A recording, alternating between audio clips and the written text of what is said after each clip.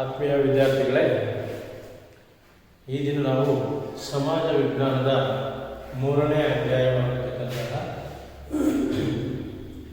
ಇತಿಹಾಸದ 3ನೇ ಅಧ್ಯಾಯ ಮತ ಪ್ರವರ್ತಕರು ಹಾಗೂ ಸಮಾಜ ಸುಧಾರಕರು ಅನ್ನುವಂತಹ ಈ ಒಂದು ಪಾಠದ ಬಗ್ಗೆ ನಾವಿವತ್ತು ಚರ್ಚೆ ಮಾಡೋಣ. ವಿದ್ಯಾರ್ಥಿಗಳು, ಈ ಒಂದು ಅಧ್ಯಾಯದಲ್ಲಿ ಭಾರತದ ಮತ ಪ್ರವರ್ತಕರು ಯಾರು, ಅವರು ಯಾವ್ಯಾವ ತತ್ವಗಳನ್ನು ಸಿದ್ಧಾಂತಗಳನ್ನು ಪ್ರಚುರಪಡಿಸಿದ್ದಾರೆ ಅಥವಾ ಪ್ರಸಾರ ಮಾಡಿದ್ದಾರೆ ಅನ್ನುವಂಥದ್ದು, ಹಾಗೆ ಅವರ ಬೋಧನೆಗಳು. ಈ ಅಧ್ಯಾಯದಲ್ಲಿ ಮುಖ್ಯವಾಗಿ ನಾವು 4 ಜನ ಮತ ಪ್ರವರ್ತಕರ ಬಗ್ಗೆ ಅಧ್ಯಯನ ಮಾಡ್ತೀವಿ ವಿದ್ಯಾರ್ಥಿಗಳೇ. ಅದರಲ್ಲಿ ಶಂಕರಾಚಾರ್ಯರು, ರಾಮಾನುಜಾಚಾರ್ಯರು, ಮಧ್ವಾಚಾರ್ಯರು ಹಾಗೂ ಬಸವಣ್ಣನವರ ಜೀವನ ಮತ್ತು ಅವರ ಬೋಧನೆಗಳನ್ನು ಕುರಿತು ನಾವು ಅಧ್ಯಯನ ಮಾಡ್ತೀವಿ ವಿದ್ಯಾರ್ಥಿಗಳು. ಹಾಗೆಯೇ ಅವರು ಯಾವೆಲ್ಲ ತತ್ವಗಳನ್ನು ಪ್ರತಿಪಾದಿಸಿದ್ರು ಅನ್ನುವಂಥದ್ದು. ಅದರಲ್ಲಿ ದ್ವೈತ ಸಿದ್ಧಾಂತ ಇರ್ಬೋದು, ಅದ್ವೈತ ಸಿದ್ಧಾಂತಗಳಿರ್ಬೋದು, ಹಾಗೆ ವಿಶಿಷ್ಟಾದ್ವೈತ ಸಿದ್ಧಾಂತಗಳು. ಈ ಸಿದ್ಧಾಂತಗಳ ಬಗ್ಗೆ ನಾವು ಈ ಅಧ್ಯಾಯದಲ್ಲಿ ಚರ್ಚೆ ಮಾಡ್ತೀವಿ ವಿದ್ಯಾರ್ಥಿಗಳು. ಭಾರತದ ಸಾಮಾಜಿಕ, ಧಾರ್ಮಿಕ ಹಾಗೂ ಈ ಸಾಂಸ್ಕೃತಿಕ ಇತಿಹಾಸವನ್ನು ಪರಿಗಣಿಸಿದಾಗ ಅದರಲ್ಲಿ 8ನೇ ಶತಮಾನದಿಂದ 13ನೇ ಶತಮಾನದವರೆಗೆ, 8ನೇ ಶತಮಾನದಿಂದ ಇದು 13ನೇ ಶತಮಾನದವರೆಗಿದೆ. ಈ ಒಂದು ಕಾಲಾವಧಿಯಲ್ಲಿ ಭಾರತದಲ್ಲಿ ಪ್ರಮುಖವಾಗಿರ್ತಕ್ಕಂತಹ ಹಲವಾರು ಈ ಅವಧಿಯಲ್ಲಿ 3 ವೈದಿಕ ಮತಗಳನ್ನು ಬೆಳೆಸಿ ಅವುಗಳನ್ನು ಪೋಷಿಸಿ, ಜೊತೆಗೆ ಅವರ ಕಂಡಂತಹ ಸಿದ್ಧಾಂತಗಳನ್ನು ತಮ್ಮ ಇಡೀ ಭಾರತಾದ್ಯಂತ ಪ್ರಚುರಪಡಿಸ್ತಾರೆ ವಿದ್ಯಾರ್ಥಿಗಳು. ಅಂತಹ ಒಂದು ಸಮಾಜ ಸುಧಾರಕರಲ್ಲಿ ನಾವು ನೋಡಿದಾಗ ಶಂಕರರು, ಮಧ್ವರು, ರಾಮಾನುಜಾಚಾರ್ಯರು, ಬಸವೇಶ್ವರರು, ಇವರನ್ನು ನಾವು ಕಾಣ್ತೀವಿ ವಿದ್ಯಾರ್ಥಿಗಳು. ಇವರು ಮುಖ್ಯವಾಗಿ ಈ ಒಂದು ಅವಧಿಯಲ್ಲಿ ಯಾರೆಲ್ಲ ಮತ ಪ್ರವರ್ತಕರು ಭಾರತದ ಸಮಾಜದಲ್ಲಿ ಇದ್ದಂತಹ ಅಂಕುಡೊಂಕುಗಳನ್ನು ತೆಗೆದುವ ಮೂಲಕ ಭಾರತದ ಸಮಾಜದಲ್ಲಿ ಆಗಿನ ಕಾಲದಲ್ಲಿ ಇದ್ದಂತಹ ಒಂದು ಸಮಾಜವನ್ನು ಸುಧಾರಿಸುವಂತಹ ಕೆಲಸವನ್ನು, ಧರ್ಮದಲ್ಲಿ ಒಳಹೊಕ್ಕಿದ್ದಂತಹ, ಆಧ್ಯಾತ್ಮಿಕ ಕ್ಷೇತ್ರದಲ್ಲಿ ಒಳಹೊಕ್ಕಿದ್ದಂತಹ ಮೂಢನಂಬಿಕೆಗಳನ್ನು ಒಳಗೊಳಿಸುವಂತಹ ಒಂದು ಕೆಲಸವನ್ನು ಮಾಡ್ತಾರೆ ವಿದ್ಯಾರ್ಥಿಗಳೇ. ಅದರಲ್ಲಿ ಶಂಕರಾಚಾರ್ಯರು, ಎರಡನೇದು ರಾಮಾನುಜಾಚಾರ್ಯರು, ಹಾಗೆ ಮೂರನೇದಾಗಿ ಮಧ್ವಾಚಾರ್ಯರು ಹಾಗೂ ಬಸವೇಶ್ವರರು. ಈ 4 ಜನರು ಸಹ ಭಾರತದ ಆಗಿನ ಸಮಾಜದಲ್ಲಿದ್ದಂತಹ ಅಂಕುಡೊಂಕುಗಳನ್ನು, ಓರೆಕೋರೆಗಳನ್ನು ತಿದ್ದುವಂತಹ ಕೆಲಸವನ್ನು ಮಾಡ್ತಾರೆ ವಿದ್ಯಾರ್ಥಿಗಳೇ. ತಾವು ಕಂಡಂತಹ ಜ್ಞಾನವನ್ನು ಪ್ರಚುರಪಡಿಸೋದ್ರ ಮೂಲಕ ತಮ್ಮದೇ ಆಗಿರತಕ್ಕಂತಹ ಒಂದು ಸಿದ್ಧಾಂತಗಳನ್ನು ಹುಟ್ಟಿ ಹಾಕುವುದನ್ನು ಕಾಣ್ತೀವಿ. ಅದರಲ್ಲಿ ಅದ್ವೈತ, ದ್ವೈತ ಮತ್ತು ವಿಶಿಷ್ಟಾದ್ವೈತ ಸಿದ್ಧಾಂತಗಳು ಅತ್ಯಂತ ಪ್ರಮುಖವಾಗಿ ಕಂಡುಬರುವಂಥದ್ದು. ಇನ್ನು ನಾವು ಬಸವೇಶ್ವರರು ಸಹ ಆಗಿನ ಭಾರತದ ಕರ್ನಾಟಕದಲ್ಲಿ ಕಲ್ಯಾಣ ಪ್ರದೇಶವನ್ನು ತಮ್ಮ ಕಾರ್ಯಕ್ಷೇತ್ರವನ್ನಾಗಿಟ್ಕೊಂಡ್ಬಿಟ್ಟು ಸಾಮಾಜಿಕ, ಧಾರ್ಮಿಕ, ಆಧ್ಯಾತ್ಮಿಕ ಕ್ಷೇತ್ರಗಳಲ್ಲಿ ಅವರು ಇದ್ದಂತಹ ಮೂಢನಂಬಿಕೆಗಳನ್ನು, ಕಂದಾಚಾರಗಳನ್ನು, ಶೋಷಣೆಗಳನ್ನು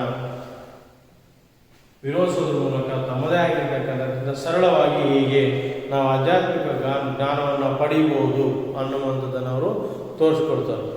ಇಂತಹ ಸಂದರ್ಭದಲ್ಲಿ ಆಗಿನ ಸಾಮಾಜಿಕ ಶೋಷಣೆಗಳಿದ್ದು ಅಸಮಾನತೆಗಳಿಂದ ಅದರಲ್ಲಿ ಮುಖ್ಯವಾಗಿ ನಾವು ಲಿಂಗಭೇದ, ಜಾತಿಭೇದ, ಕುಲ, ಜಾತಿ, ಲಿಂಗ ಹೀಗೆ ಹಲವಾರು ರೀತಿಯಾಗಿ ತಾರತಮ್ಯಗಳನ್ನು ಓಡಿಸುವಂತಹ ಕೆಲಸವನ್ನು ಅವರು ಮಾಡುವಂಥದ್ದನ್ನು ನೋಡ್ತೀವಿ ವಿದ್ಯಾರ್ಥಿಗಳು.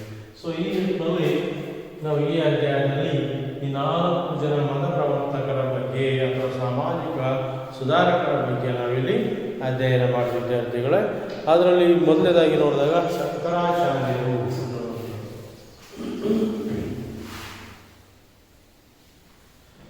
ಸೊ ವಿದ್ಯಾರ್ಥಿಗಳೇ, ಶಂಕರಾಚಾರ್ಯರು ಅಂದ ತಕ್ಷಣ ನಮಗೆ ಅವರ ಸಿದ್ಧಾಂತ, ಅವರು ಪ್ರಚುರಪಡಿಸಿದಂಥ ಸಿದ್ಧಾಂತ ಯಾವುದು ಅಂತಂದ್ರೆ ಅದ್ವೈತ ಸಿದ್ಧಾಂತ.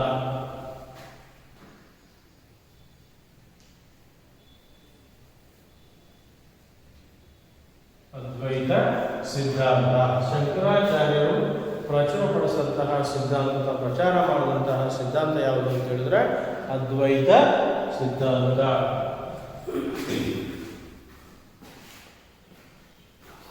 ಸೊ ಈ ಅದ್ವೈತ ಸಿದ್ಧಾಂತದ ಮೂಲ ಪ್ರವರ್ತಕರಾಗಿರ್ತಕ್ಕಂತಹ ಶಂಕರಾಚಾರ್ಯರು ಕೇರಳದ ಕಾಲಡಿ ಅನ್ನುವಂತಹ ಗ್ರಾಮದಲ್ಲಿ ಹುಟ್ಟುತ್ತಾರೆ. ಸೊ ಜನ್ಮಸ್ಥಳ ಬಂದ್ಬಿಟ್ಟು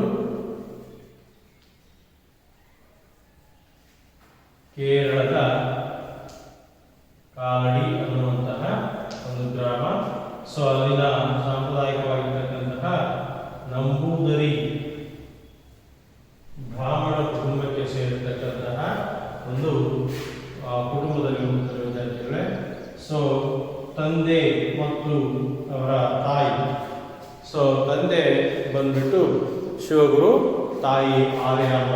ಇವರ ತಂದೆ ಶಿವಗುರು, ತಾಯಿ ಆರ್ಯಾಮ.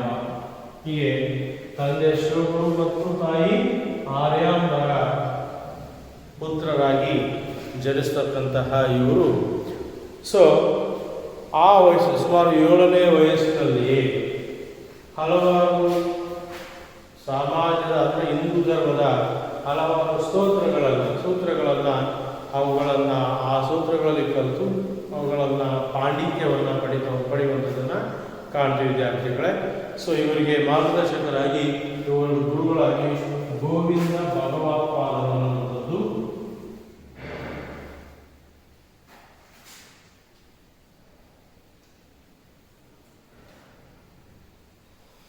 ಸೊ ಈ ಗೋವಿಂದ ಭಗವತ್ಪಾದರ ಗುರುಗಳ ಒಂದು ಮೇಲ್ವಿಚಾರಣೆಯಲ್ಲಿ ಅವರು ವಿದ್ಯಾಭ್ಯಾಸವನ್ನು ಪಡಿತಕ್ಕಂಥದ್ದನ್ನು ಕಾಣ್ತೀವಿ. ಅವರ ಒಂದು ಅಧೀನದಲ್ಲಿ ಹಿಂದೂ ಧರ್ಮದ ವೇದಶಾಸ್ತ್ರಗಳ ಬಗ್ಗೆ ಅಧ್ಯಯನವನ್ನು ಮಾಡುವಂಥದ್ದನ್ನು ನಾವಿಲ್ಲಿ ಕಾಣ್ತೀವಿ ವಿದ್ಯಾರ್ಥಿಗಳು.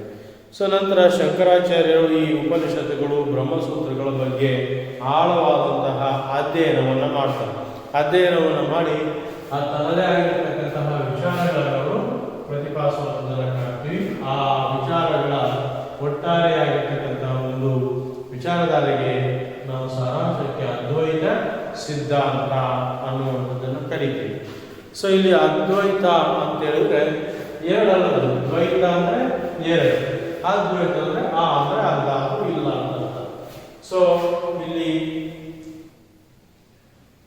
ಅದ್ವೈತ ಅನ್ನುವಂಥದ್ದು ಏನದೆ, ಅದು ಒಂದು ಅನ್ನುವಂತಹ ಅಥವಾ ಏಕ ಅನ್ನುವಂತಹ ಅರ್ಥವನ್ನು ಕೊಡುವಂಥದ್ದು.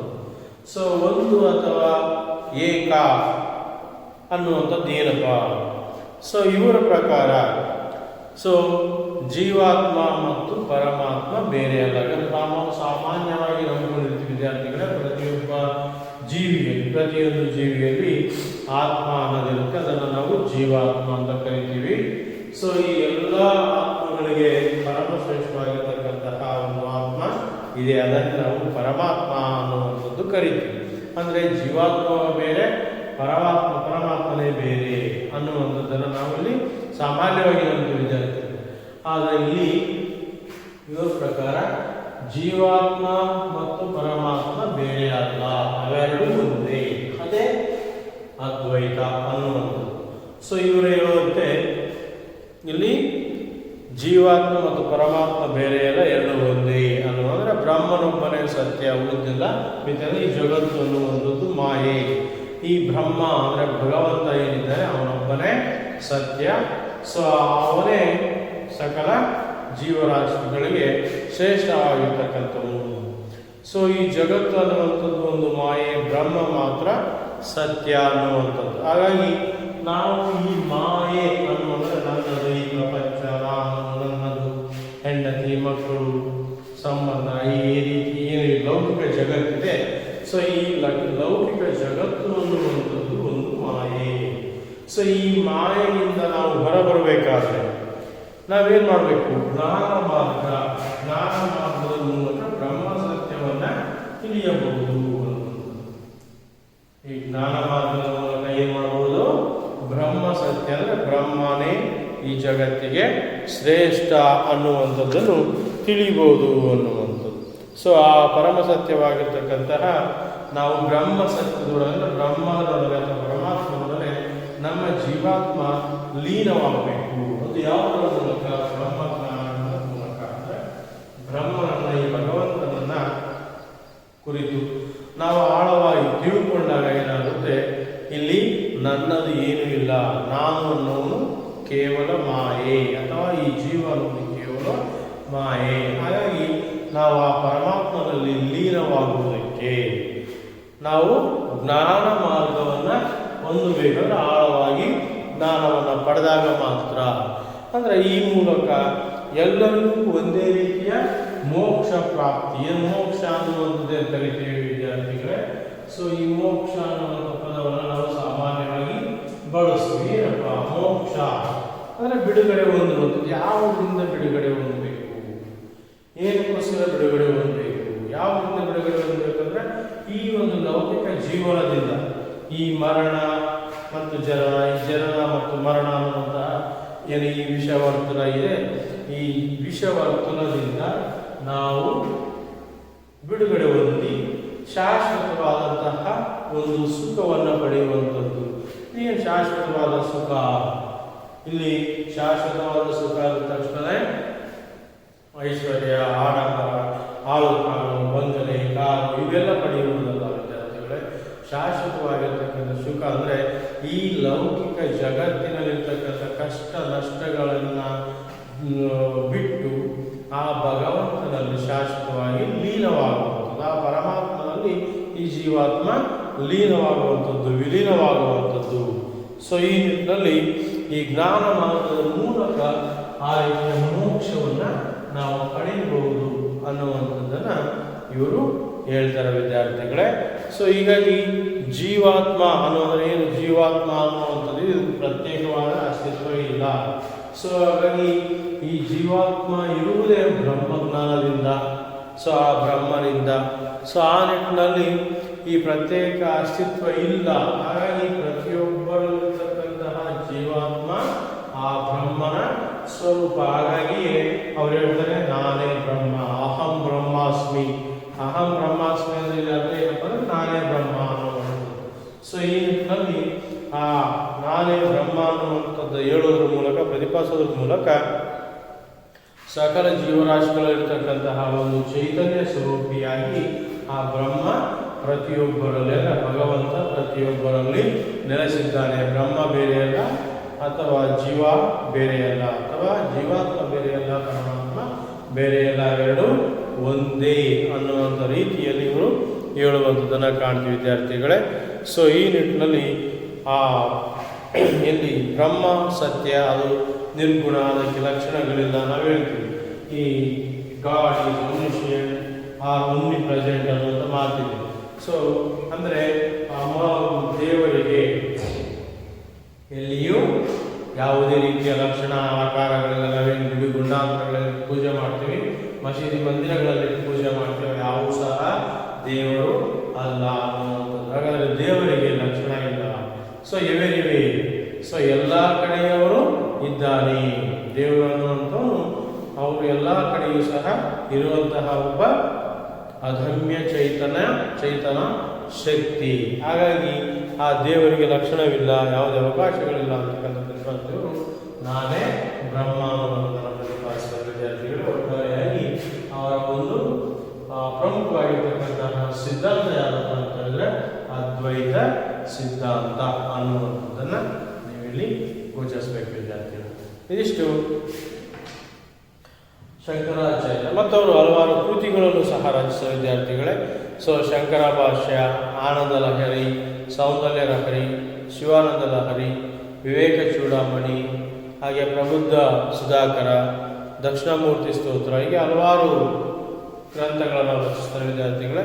ಅದರಲ್ಲಿ ಮುಖ್ಯವಾಗಿ ಭಜ ಗೋವಿಂದಂ ಸ್ತೋತ್ರ ಅನ್ನೋದು ಪ್ರಸಿದ್ಧವಾಗಿರ್ತಕ್ಕಂಥ ಸ್ತೋತ್ರ.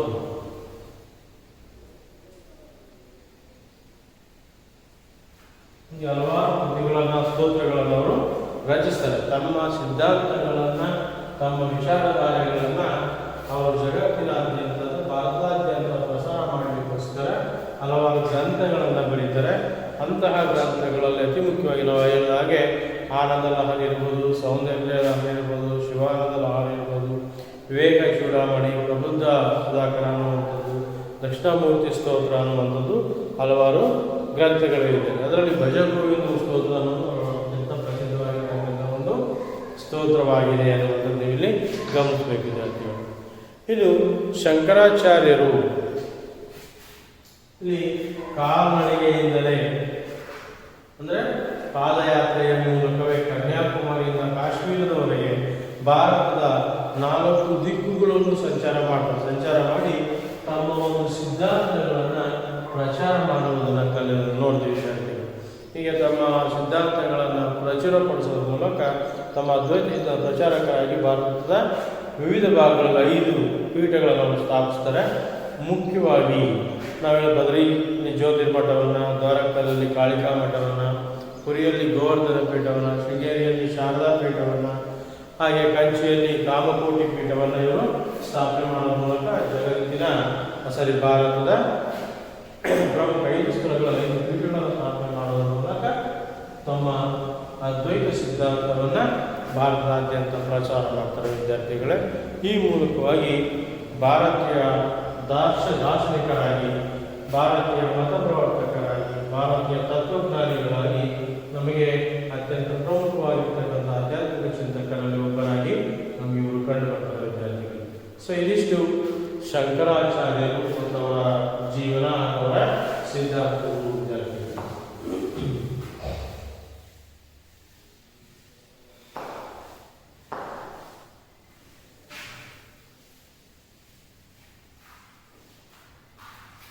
ಸೊ ಇದೇ ಕಾಲಘಟ್ಟದಲ್ಲಿ ಮತ್ತೊಬ್ಬ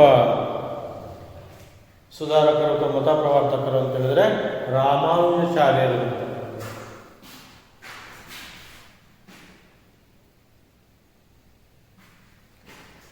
ಸೊ ವಿದ್ಯಾರ್ಥಿಗಳಲ್ಲಿ ರಾಮಾನುಜಾಚಾರ್ಯರು ವಿಶಿಷ್ಟಾದ್ವೈತ ಸಿದ್ಧಾಂತದ ಪ್ರವರ್ತಕರು.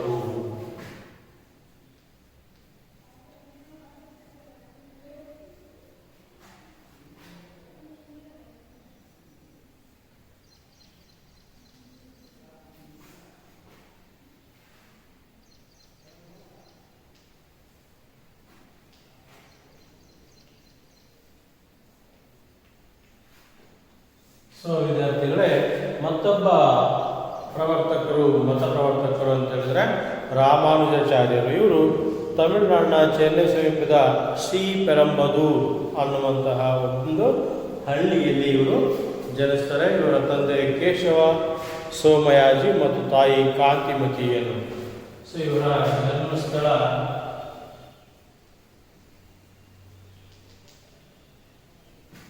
ತಮಿಳುನಾಡಿನ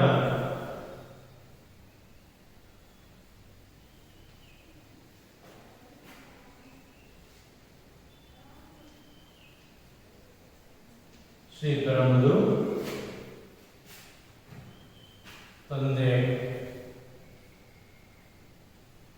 ಕೇಶವ ಸೋಮಯಾಜಿ, ತಾಯಿ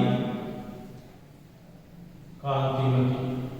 ಹೀಗೆ ಕೇಶವ ಸೋಮಯಾಜಿ ಮತ್ತು ಕಾಂತಿಮತಿಯವರ ಪುತ್ರರಾಗಿ ಜನಿಸಿದಂತಹ ಇವರು ಆಗಿನ ದಕ್ಷಿಣ ಭಾರತದ ಪ್ರಸಿದ್ಧ ವಿದ್ಯಾಕೇಂದ್ರವಾಗಿದ್ದಂತಹ ಕಂಚಿಯಲ್ಲಿ ಯಾದವ ಪ್ರಕಾಶ ಇವರ ಗುರುಗಳ ಹೆಸರು.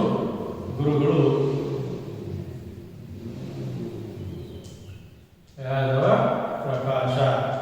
ಸೊ ಈ ಯಾದವ ಪ್ರಕಾಶ ಅಂತಕ್ಕಂತಹ ಗುರುಗಳ ಸಾನ್ನಿಧ್ಯದಲ್ಲಿ ಇವರು ಕಂಚಿಯಲ್ಲಿ ವಿದ್ಯಾಭ್ಯಾಸವನ್ನು ಮಾಡುವಂಥದ್ದು. ಅವರ ಬಳಿ ವೇದ ಉಪನಿಷತ್ತುಗಳ ಬಗ್ಗೆ ಆಳವಾಗಿ ಅಧ್ಯಯನ ಮಾಡಿ ನಂತರ ಶ್ರೀರಂಗಂ ಅನ್ನುವಂತಹ ಸ್ಥಳಕ್ಕೆ ತಂದೆ. ಅದು ತಮಿಳುನಾಡಲ್ಲಿ ವಿದ್ಯಾರ್ಥಿಗಳೇ, ತಮಿಳುನಾಡಿನ ಶ್ರೀರಂಗಂನಲ್ಲಿ ಇವರು ಅಲ್ಲಿನ ಮಠದ ಪೀಠಾಧ್ಯಕ್ಷರಾಗ್ತಕ್ಕಂತಹ ಇವರು ಅಲ್ಲಿರ್ತಕ್ಕಂತಹ ಶೈವ ಚೋಳರ ಅರಸ, ಸೊ ಕರಿಕಾಲ ಚೋಳ ಅಂತಕ್ಕಂತಹ ಒಬ್ಬ ಅರಸ ಇದ್ದ ವಿದ್ಯಾರ್ಥಿಗಳೇ. ಅಲ್ಲಿ ಚೋಳರು ಅಂತಕ್ಕಂಥ ಚೋಳರು ಶೈವರು. ಸೊ ಚೋಳರು ಶೈವರು. ಸೊ ಶೈವರು ಅಂದರೆ ಶಿವನ ಪಂಥದ ಆರಾಧಕ. ಸೊ ಆದರೆ ಇವರು ರಾಮಾನುಜಾಚಾರ್ಯರು ವೈಷ್ಣವ ಪಂಥದ ಮಠದ ಪೀಠಾಧ್ಯಕ್ಷರಾಗಿರ್ತಾರೆ. ಸೊ ಈ ಒಂದು ನಿಟ್ಟಿನಲ್ಲಿ ರಾಮಾನುಜಾಚಾರ್ಯರಿಗೆ ಈ ಚೋಳ ಅರಸರು ಬಹಳಷ್ಟು ಕಿರುಕುಳವನ್ನು ನೀಡುವಂಥದ್ದನ್ನು ಇಲ್ಲಿ ಗಮನಿಸ್ತೀವಿ. ಆ ಕಿರುಕುಳವನ್ನು ನೀಡಿದಾಗ ಅವರಿಂದ ತನ್ನ ಪ್ರಾಣವನ್ನು ಉಳಿಸಿಕೊಳ್ಳೋಕ್ಕೋಸ್ಕರ ಕರ್ನಾಟಕದ ಆಗಿನ ಹೊಯ್ಸಳ ಅರಸನಾಗಿರ್ತಕ್ಕಂತಹ ಜೈನರಾಗಿರ್ತಕ್ಕಂತಹ ಬಿಟ್ಟಿದೇವ ಅಂತಕ್ಕಂಥ ಆಸ್ಥಾನದಲ್ಲಿ ಅವರು ಬರ್ತಾರೆ ವಿದ್ಯಾರ್ಥಿಗಳೇ. ನಂತರ ರಾಮಾನುಜಾಚಾರ್ಯರ ಪ್ರಭಾವಕ್ಕೆ ಒಳಗಾದಂತಹ ಬಿಟ್ಟಿದೇವ ವಿಷ್ಣುವರ್ಧನ ಅನ್ನುವಂತಹ ಒಂದು ಹೆಸರನ್ನ ಚೇಂಜ್ ಮಾಡಿದ್ರು. ಸೊ ಹೀಗೆ ರಾಮಾನುಜಾಚಾರ್ಯರ ಒಂದು ಪ್ರಭಾವಕ್ಕೆ ಒಳಗಾದಂತಹ ಬಿಟ್ಟಿದೇವ ಅನ್ನುವಂತಹ ಹೊಯ್ಸಳರ ದೊರೆ ಅವರನ್ನು ಸ್ವಾಗತಿಸಿ ನಂತರ ಅವರ ಪ್ರಭಾವಕ್ಕೆ ಒಳಗಾಗಿ ವೈಷ್ಣವ ಸಂಪ್ರದಾಯಕ್ಕೆ ಮತಾಂತರಗೊಂಡು ಬಿಟ್ಟಿದೇವ ವಿಷ್ಣುವರ್ಧನ ಅನ್ನುವಂತಹ ಹೆಸರನ್ನು ಪಡೆದು ನಂತರ ಅವರು ಅವರ ಒಂದು ಮಾರ್ಗದರ್ಶನದಲ್ಲಿ ರಾಮಾನುಜಾಚಾರ್ಯರ ಮಾರ್ಗದರ್ಶನದಲ್ಲಿ ಹೊಯ್ಸಳ ಸಾಮ್ರಾಜ್ಯವನ್ನು ಇನ್ನೂ ಹೆಚ್ಚು ವಿಸ್ತಾರವಾಗಿ ಕಟ್ಟಿದಂತಹ ಒಂದು ಮಾಹಿತಿಯನ್ನು ನಾವಿಲ್ಲಿ ಗಮನಿಸಬೇಕು. ನಂತರ ರಾಮಾನುಜಾಚಾರ್ಯರು ಈಗಿನ ಮೇಲುಕೋಟೆ ಏನಿದೆ, ಕರ್ನಾಟಕದ ಮೇಲುಕೋಟೆ ಸ್ಥಳದಲ್ಲಿ ಚೆಲುವನಾರಾಯಣ ಸ್ವಾಮಿಯ ದೇವಸ್ಥಾನವನ್ನು ಸಹ ಕಟ್ಟುವಂಥದ್ದನ್ನು ಕಾಣ್ತೀವಿ ವಿದ್ಯಾರ್ಥಿಗಳೇ. ಇಲ್ಲಿ ಚೆಲುವನಾರಾಯಣ ದೇವಾಲಯವು ಸಹ ಪ್ರಸಿದ್ಧವಾಗಿರ್ತಕ್ಕಂಥ ಕರ್ನಾಟಕದ ದೇವಾಲಯಗಳಲ್ಲಿ ಇದು ಸಹ ಒಂದು ಚೆಲುವ ನಾರಾಯಣ ದೇವಸ್ಥಾನ. ಮೇಲುಕೋಟೆಯಲ್ಲಿ ಇವರು ರಾಮಾನುಜಾಚಾರ್ಯರು ಚೆಲುವ ನಾರಾಯಣ ದೇವಸ್ಥಾನವನ್ನು ಕಟ್ಟುವಂಥದ್ದನ್ನು ಕಾಣ್ತೀವಿ ವಿದ್ಯಾರ್ಥಿಗಳೇ. ಸೊ ಇಲ್ಲಿ ಮುಖ್ಯವಾಗಿ ರಾಮಾನುಜಾಚಾರ್ಯರು ಜನಸಾಮಾನ್ಯರಿಗೆ ಹೇಗೆ ಮುಕ್ತಿಯನ್ನು ಪಡೆಯಬಹುದು ಅನ್ನುವಂಥದ್ದನ್ನು ಹೇಳ್ತಾರೆ ವಿದ್ಯಾರ್ಥಿಗಳು. ಸೊ ಇಲ್ಲಿ ಶಂಕರಾಚಾರ್ಯರು ಬಂದಾಗ ಅವರ ಮುಕ್ತಿಯ ಮಾರ್ಗ ಯಾವುದು ಅಂದರೆ ಜ್ಞಾನ. ಸೊ ಇವು ಅವರು ಅದ್ವೈತ ಸಿದ್ಧಾಂತ. ಸೊ ಇವರು ಸಹ ಅದ್ವೈತ ಸಿದ್ಧಾಂತವನ್ನು ಇದು ಮಾಡಿದ್ರು ಸಹ ಅದರ ಹೆಸರು ವಿಶಿಷ್ಟಾದ್ವೈತ ಸಿದ್ಧಾಂತ ಅನ್ನುವಂಥದ್ದು ಹೇಳ್ತಾರೆ. ಇಲ್ಲಿ ಸಹ ವಿಶಿಷ್ಟಾದ್ವೈತ ಸಿದ್ಧಾಂತದ ಪ್ರಕಾರ ಜೀವ ಮತ್ತು ಪ್ರಕೃತಿ ಎರಡೂ ಸಹ ಬ್ರಹ್ಮನ ಅಧೀನ ಅನ್ನುವಂಥದ್ದು. ಯಾಕಂತ ಹೇಳಿದ್ರೆ ಇಲ್ಲಿ ಆತ್ಮ ಮತ್ತು ಪರಮಾತ್ಮ ಒಂದೇ ಸಂದರ್ಭದಲ್ಲಿ ಅಥವಾ ಏಕಕಾಲದಲ್ಲಿ ಆತ್ಮ ಮತ್ತು ಪರಮಾತ್ಮ ಏಕಕಾಲದಲ್ಲಿ ಒಂದಾಗಲಿಕ್ಕೆ ಸಾಧ್ಯ ಇಲ್ಲ ಅನ್ನುವಂಥದ್ದು ಇವರು ಒಂದು ವಾದ. ಶಂಕರಾಚಾರ್ಯರು ಹೇಳ್ತಾರೆ ಆತ್ಮವೇ ಬೇರೆ ಪರಮಾತ್ಮನ ಬೇರೆ, ಅವೆರಡು ಒಂದು ಅಲ್ಲ, ಜಗತ್ತು ಅನ್ನುವಂಥದ್ದು ಒಂದು ಮಾಯ. ಇವರು ಏನು ಹೇಳ್ತಾರೆ, ಆತ್ಮ ಮತ್ತು ಪರಮಾತ್ಮ ಅನ್ನುವಂಥದ್ದು ಒಂದಾಗಲಿಕ್ಕೆ ಸಾಧ್ಯ, ಏಕಕಾಲದಲ್ಲಿ ಒಂದಾಗಲಿಕ್ಕೆ ಸಾಧ್ಯ ಇಲ್ಲ. ಹಾಗಾಗಿ ಆ ಜೀವ ಮತ್ತು ಪ್ರಕೃತಿ ಬ್ರಹ್ಮನ ಅಧೀನ ಅನ್ನುವಂಥದ್ದು. ಆತ್ಮ ಮತ್ತು ಪರಮಾತ್ಮ ಏಕಕಾಲದಲ್ಲಿ ಸಾಧ್ಯ ಇಲ್ಲ. ಹಾಗಾಗಿ ಜಗತ್ತು ಬ್ರಹ್ಮನ ವ್ಯಕ್ತಗೊಂಡ ರೂಪ ಅನ್ನುವಂಥದ್ದನ್ನು ಹೇಳ್ತೀವಿ. ಹಾಗಾಗಿ ಜಗತ್ತು ಅನ್ನುವುದು ಯಾವ ಸತ್ಯ, ಜಗತ್ತು ಅನ್ನುವಂಥದ್ದು ಮಾಯೆ ಅನ್ನುವಂಥ ಹೇಳ್ತಾರೆ. ಶಂಕರಾಚಾರ್ಯರು ಹೇಳ್ತಾರೆ ಜಗತ್ತು ಅನ್ನುವಂಥದ್ದು ಒಂದು ಮಾಯೆ. ಆದರೆ ಇಲ್ಲಿ ನಾವು ಗಮನಿಸಿದಾಗ ಇವರು ಜಗತ್ತು ಅನ್ನುವಂಥದ್ದು ಸತ್ಯ, ಅದು ಮಾಯೆ ಅಲ್ಲ, ಈ ಜಗತ್ತು ಬ್ರಹ್ಮನ ಅಧೀನದಲ್ಲಿದೆ ಅನ್ನುವಂಥದ್ದು. ಸೊ ಹಾಗಾದರೆ ಇವರು ಹೇಳುವಂಥದ್ದು ಮೋಕ್ಷಕ್ಕೆ ಮಾರ್ಗ ಏನು? ಸೊ ಮೋಕ್ಷ ಒಂದಿಗೆ ನಾವು ಹೇಳಿದ್ರೆ ಮೋಕ್ಷ ಅಂದರೆ ಅನ್ನುವಂಥದ್ದು. ಸೊ ಆ ಮೋಕ್ಷ ಒಂದಕ್ಕೆ ಮಾರ್ಗ ಏನು? ಅವರು ಜ್ಞಾನ ಮಾರ್ಗವನ್ನು ಇದು ಮಾಡಿದ್ರು, ಭಕ್ತಿ ಮಾರ್ಗವನ್ನು ಪ್ರಚಾರಪಡಿಸ್ತಾರೆ. ಭಕ್ತಿ ಮತ್ತು ಪ್ರಪತ್ತಿ ಮಾರ್ಗ. ಪ್ರಪತ್ತಿ ಅಂತ ಹೇಳಿದ್ರೆ ಶರಣಾಗತಿ ಅನ್ನೋದು, ದೇವರೇ ನನ್ನದು ಏನಿಲ್ಲ, ಎಲ್ಲ ಎಲ್ಲವೂ ಸಹ ನಿನ್ನದೇ ಎನ್ನುವಂಥದ್ದು. ಅಂದರೆ ನಾವು ಸಂಪೂರ್ಣವಾಗಿ ಅತೀವವಾಗಿ ಆ ದೇವರನ್ನು ಶರಣಾಗುವಂಥದ್ದು, ಅತಿಯಾದ ಭಕ್ತಿಯಿಂದ ಪ್ರಪತ್ತಿಯನ್ನು ಹೊಂದುವಂಥದ್ದು. ಈ ಮೂಲಕ ಏನು ಮಾಡ್ಬೋದು, ಮೋಕ್ಷವನ್ನು ಸಾಧಿಸಬಹುದು ಅನ್ನುವಂಥದ್ದು ರಾಮಾನುಜಾಚಾರ್ಯರ ಒಂದು ವಿಚಾರವಾಗಿರುತ್ತೆ ವಿದ್ಯಾರ್ಥಿ. ಸೊ ಈ ನಿಟ್ಟಿನಲ್ಲಿ ಜಾತಿವಾದವನ್ನು ಖಂಡಿಸ್ತಾರೆ. ಜಾತಿಗಳ ಮಧ್ಯೆ ಅಸಮಾನತೆ ಇದೆ, ಅಂತಹ ಈ ಜಾತಿವಾದವನ್ನು ಖಂಡಿಸೋದ್ರ ಮೂಲಕ ಅವರು ಆ ಆಸೆಗಳಿಂದ ದೂರವಾಗಬೇಕು. ಸೊ ಆತ್ಮ ಪರಿಶುದ್ಧವಾಗಬೇಕಂದ್ರೆ ಆಸೆಗಳು ಇರಬಾರ್ದು ಮನುಷ್ಯನಿಗೆ. ಆ ಆಸೆಗಳಿಲ್ಲ ಅಂತ ಹೇಳಿದ್ರೆ ನಾವು ಯಾವುದೇ ರೀತಿಯಾಗಿರ್ತಕ್ಕಂತಹ ದುಷ್ಕೃತ್ಯಗಳನ್ನು ಮಾಡಲಿಕ್ಕೆ ಪ್ರೇರೇಪಣೆ ಹೊಂದುವುದಿಲ್ಲ. ಹಾಗಾಗಿ ಆಸೆಗಳನ್ನು ಹೊರತುಪಡಿಸಿದ ದೂರವಾಗಿ ಆತ್ಮ ಅನ್ನುವಂಥದ್ದು ಪರಿಶುದ್ಧವಾಗಿ ಆ ಭಗವಂತನಿಗೆ ಏನಾಗಬೇಕು ಅಂತಂದರೆ ಶರಣಾಗಬೇಕು. ದೇವರೇ, ನನ್ನ ಎಲ್ಲ ಬೇಕು ಬೇಡಗಳು ನಿನ್ನಿಂದಲೇ, ನೀನಿಲ್ಲದೆ ನಾನೇನು ಇಲ್ಲ ಅನ್ನುವಂಥದ್ದು. ಸೊ ಆ ಒಂದು ಇದರಲ್ಲಿ ಶರಣಾಗತಿ ಭಗವಂತನಿಗೆ ಶರಣಾಗಬೇಕಂತ ತಿಳಿಸ್ತಾರೆ. ಇದಕ್ಕೆ ಭಕ್ತಿ ಮಾರ್ಗವನ್ನು ಅವರು ಪ್ರಮುಖವಾಗಿ ಪ್ರತಿಪಾದಿಸುವುದನ್ನು ಕಾಣ್ತೀವಿ. ಸೊ ನಂತರ ಈ ರಾಮಾನುಜಾಚಾರ್ಯರು ಹಲವಾರು ಶಾಸ್ತ್ರಗಳನ್ನು ಅಧ್ಯಯನ ಮಾಡಿ ಹಲವಾರು ಕೃತಿಗಳನ್ನು ರಚಿಸ್ತಾರೆ. ಅದರಲ್ಲಿ ಮುಖ್ಯವಾಗಿ ವೇದಾಂತ ಸಂಗ್ರಹ ಅನ್ನುವಂಥ ಕೃತಿಯನ್ನು ರಚಿಸುವಂಥದ್ದು, ವೇದಾಂತ ಸಾರ ಅನ್ನುವಂಥ ಕೃತಿಯನ್ನು ರಚನೆ ಮಾಡುವಂಥದ್ದು, ವೇದಾಂತ ದೀಪಿಕಾ, ಶ್ರೀಭಾಷ್ಯ ಹಾಗೂ ಮಹತ್ವಪೂರ್ಣವಾಗಿರ್ತಕ್ಕಂತಹ ಮುಖ್ಯವಾಗಿ ಗೀತಾ ಭಾಷ್ಯ ಅನ್ನುವಂಥ ಅತ್ಯಂತ ಪ್ರಮುಖವಾದ ಪ್ರಸಿದ್ಧವಾದಂತಹ ಒಂದು ಗ್ರಂಥ. ಇವರ ಕೃತಿಗಳಲ್ಲಿ ಗೀತಾ ಭಾಷ್ಯ ಅನ್ನುವಂಥದ್ದು ಅತ್ಯಂತ ಪ್ರಮುಖವಾಗಿರ್ತಕ್ಕಂಥ ಕೃತಿಯಾಗಿ ನಮಗಿಲ್ಲಿ ಕಂಡುಬರುವುದನ್ನು ಕಾಣ್ತೀವಿ ವಿದ್ಯಾರ್ಥಿಗಳೇ. ಸೊ ಈ ನಿಟ್ಟಿನಲ್ಲಿ ಇವರು ಹೇಳುವಂತೆ ಮುಖ್ಯವಾಗಿ ರಾಮಾನುಜಾಚಾರ್ಯರ ಎಲ್ಲ ವಿಚಾರಧಾರೆಗಳನ್ನು ಮುಖ್ಯವಾಗಿ ಏನು ವಿಶಿಷ್ಟಾದ್ವೈತ ಸಿದ್ಧಾಂತ ಅನ್ನುವಂಥದ್ದೇನಿದೆ, ಅಂತಹ ವಿಶಿಷ್ಟಾದ್ವೈತ ಸಿದ್ಧಾಂತ ಎಲ್ಲ ವಿಚಾರಧಾರೆಗಳನ್ನು ನಾವಿಲ್ಲಿ ಕಾಣ್ತೀವಿ ವಿದ್ಯಾರ್ಥಿಗಳೇ. ಈ ರಾಮಾನುಜಾಚಾರ್ಯರಿಂದ ಪ್ರಭಾವಕ್ಕೊಳಗಾದಂಥ ಹಲವಾರು ಉತ್ತರ ಭಾರತ ದಕ್ಷಿಣ ಭಾರತದ ಹಲವಾರು ಸಂತರನ್ನು ನಾವು ಕಾಣ್ತೀವಿ ವಿದ್ಯಾರ್ಥಿಗಳೇ. ಅದರಲ್ಲಿ ಮುಖ್ಯವಾಗಿ ನಾವು ಸಂತ ರಾಮಾನಂದ ಇರ್ಬೋದು, ರಾಯದಾಸರಿರ್ಬೋದು. ಸೊ ಆನಂತರ ಅವರಿಂದ ಪ್ರಭಾವಗೊಂಡಂಥವರು ಮುಖ್ಯವಾಗಿ ಭಕ್ತಿ ಪಂಥ ಅನ್ನುವಂಥದ್ದು ಬೆಳೀಲಿಕ್ಕೆ ಸಾಧ್ಯ ಆಗ್ತದೆ. ವಿಜಯನಗರದಲ್ಲಿ ತುಳುವ ಮತ್ತು ಅರವೀಡು ಅರಸರು ಸಹ ರಾಮಾನುಜಾಚಾರ್ಯರ ಒಂದು ಸಿದ್ಧಾಂತ ಅನುಯಾಯಿಗಳು ಅನ್ನುವಂಥದ್ದನ್ನು ನಾವಿಲ್ಲಿ ಗಮನಿಸಬೇಕು ವಿದ್ಯಾರ್ಥಿಗಳೇ.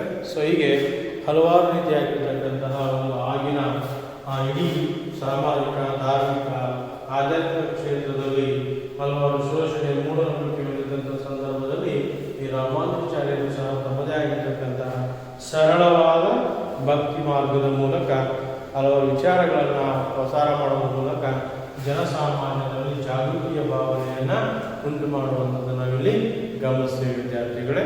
ನಂತರದ ಮುಂದಿನ ತರಗತಿಯಲ್ಲಿ ನಾವು ಉಳಿದಂತಹ ಮತ್ತಿಬ್ಬರು ಪ್ರಮುಖವಾಗಿರ್ತಕ್ಕಂತಹ ಮತ ಪ್ರವರ್ತಕರ ಬಗ್ಗೆ ನಾವು ಅಧ್ಯಯನ ಮಾಡುವ ವಿದ್ಯಾರ್ಥಿಗಳೇ. ಸೊ ಮಧ್ವಾಚಾರ್ಯರು ಹಾಗೂ ಬಸವೇಶ್ವರರ ಬಗ್ಗೆ ಮುಂದಿನ ತರಗತಿಯಲ್ಲಿ ನಾವು ಅಧ್ಯಯನ ಮಾಡುವ ವಿದ್ಯಾರ್ಥಿಗಳೇ.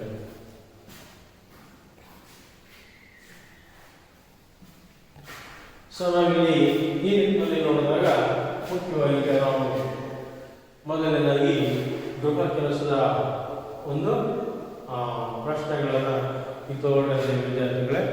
ಒಂದನೇದಾಗಿ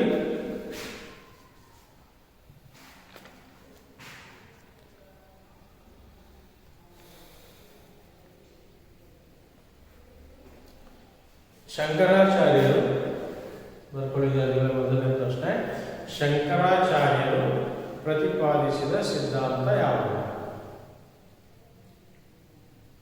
ಶಂಕರಾಚಾರ್ಯರು ಪ್ರತಿಪಾದಿಸಿದ ಸಿದ್ಧಾಂತ ಯಾವುದು? Question mark. ಇವರು ರಚಿಸಿದ ಕೃತಿಗಳನ್ನು ಹೆಸರಿಸಿ. ಅದರಲ್ಲೇ ಇವರು ರಚಿಸಿದ ಕೃತಿಗಳನ್ನು ಹೆಸರಿಸಿ.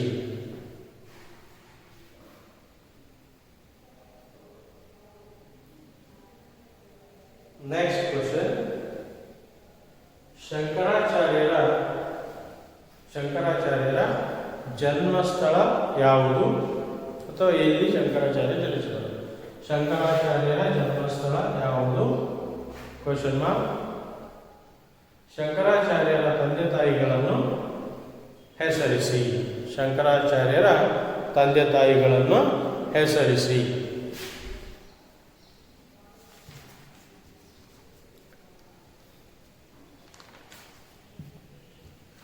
ನೆಕ್ಸ್ಟ್, ಶಂಕರಾಚಾರ್ಯರು ಭಾರತದಲ್ಲಿ ಸ್ಥಾಪಿಸಿದ 5 ಪೀಠಗಳು ಯಾವುವು? ಶಂಕರಾಚಾರ್ಯರು ಭಾರತದಲ್ಲಿ ಸ್ಥಾಪಿಸಿದ 5 ಪೀಠಗಳು ಯಾವುವು? Question mark. ಅದರಲ್ಲಿ ಭಾರತದ ನಕ್ಷೆಯನ್ನು ಬರೆದು ಇವುಗಳನ್ನು ಗುರುತಿಸಿ. ಭಾರತದ ನಕ್ಷೆಯನ್ನು ಬರೆದು ಇವುಗಳನ್ನು ಗುರುತಿಸಿ. ನೆಕ್ಸ್ಟ್, ಶಕ್ತಿ ವಿಶಿಷ್ಟಾದ್ವೈತ ಸಿದ್ಧಾಂತದ ಪ್ರತಿಪಾದಕರು ಯಾರು? ಶಕ್ತಿ ವಿಶಿಷ್ಟಾದ್ವೈತ ಸಿದ್ಧಾಂತದ ಪ್ರತಿಪಾದಕರು ಯಾರು? Question mark. ಇವರ ತಂದೆ ತಾಯಿಗಳನ್ನು ತಿಳಿಸಿ. ಇವರ ತಂದೆ ತಾಯಿಗಳನ್ನು ಹೆಸರಿಸಿ.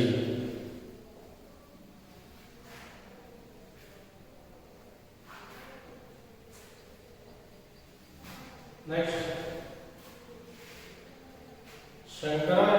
ರಾಮಾನುಜಾಚಾರ್ಯರು ರಚಿಸಿದ ಕೃತಿಗಳನ್ನು ಹೆಸರಿಸಿ.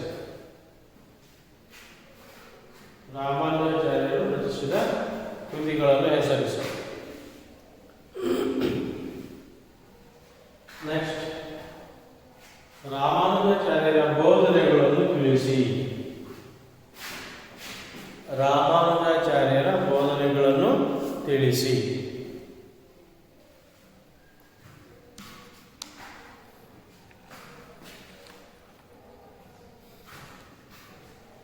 ಓಕೆ ವಿದ್ಯಾರ್ಥಿಗಳೇ, ಇದಿಷ್ಟು ನೀವು ಗೃಹಪಾಠದ ಪ್ರಶ್ನೆಗಳಿಗೆ ಉತ್ತರಗಳನ್ನು ಬರಬೇಕು.